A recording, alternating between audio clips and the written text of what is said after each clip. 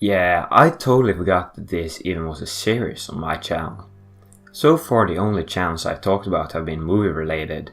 Well, except for Rodershock, but he was part of this podcast on Batman v Superman, so I'm gonna count him as a review channel.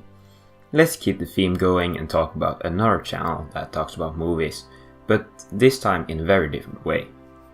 Bandit Incorporated is a sexist that has around 72k subscribers. Most of his content centers around, well, I have no idea how to describe it. Let's just say that he's a big fan of Star Wars and superheroes. He used to do reviews and they were fine, he still does some and they're pretty good. But now he talks more about angles that movies could take, and he teaches us how Star Wars is going down. These videos are entertaining, but also very opinionated. Now, I don't mind opinionated movies, I love them. But I know there are some people out there that would snap at him when they watch these videos, so remember that you should never be angry at an opinion. Unless their opinion is that Shark Tale is not one of the greatest movies of all time, then you're just wrong. These videos often lead to very interesting discussions between Bandit and the other guys on his podcast, which we'll get to later. Bandit also does these fighting videos. The only reason I watch these is to see some good action. Not that there's anything inherently bad about these videos, I just don't care who wins a fight, unless it's the fight scene from The Lobster.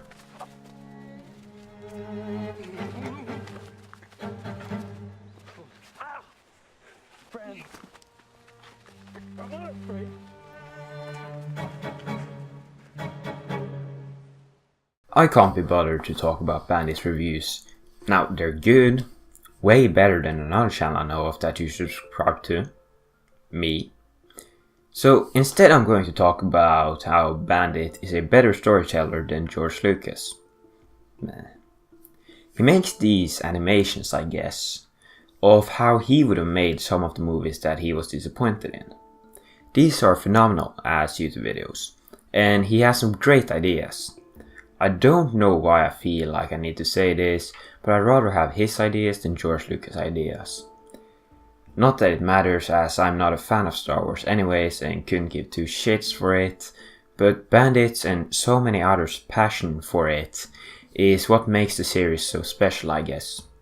I don't think I have said anything that counts as review worthy up till now in this video, so just know that this guy is good at what he does, okay, and he has some great editing. And good. Now let's move on to the podcast. Bandit often uploads a podcast with his friends Trilby and Trey. Like everyone else, I started listening to the podcast because of Bandit, but I stayed for the dynamic of the group. Not to brag, but I wasted multiple days listening to these guys arguing while I'm taking the bus. It started off as something inspired by the Weekly Planet, and it still is, I guess. But while the Weekly Planet mostly stays focused and have some zany characters, the Movie Mania podcast is an unfocused experience that has a lot of ordinary people, or not. As the show went, the viewers could see a pattern. Trilby is the voice of reason, Bandit hates women, and since Bandit hates women, it seems reasonable to draw the conclusion that Trey is gay. My favorite of these people used to be Trey, but he's gay. And it confuses me. This is Trey Twitter's review for Upgrade. He says that the movie is not the worst thing he's ever seen, yet he gave it a 5.9 out of 10. And it doesn't stop there. This is his review of Avengers Infinity War. Wow, a 8.2 out of 10? He must have really liked this movie. Yet the narrative of the podcast seems to tell a different story, one where he hates it. Okay, to be fair, I ripped off Trey's review style, and I do them right after I see a movie, so I guess I can understand that his rating might change from when he leaves the cinema to when he arrives on the podcast. So, if Trey sees this, can you please explain your rating system? You know what? He's still my favorite because he started crying tears of joy when I wished him a Merry Christmas. Or maybe they were tears of sadness because I assumed his religion. I like Trilby too, he's cute. He's the wise old man when it comes to movies. Well, not literally, but you get the idea.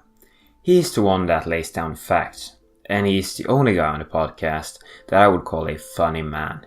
He's definitely up there with the true geniuses like David Spade and Amy Schumer. So in conclusion, this was a very bad video, which means that it's probably my best one yet, on a very talented individual and his friends.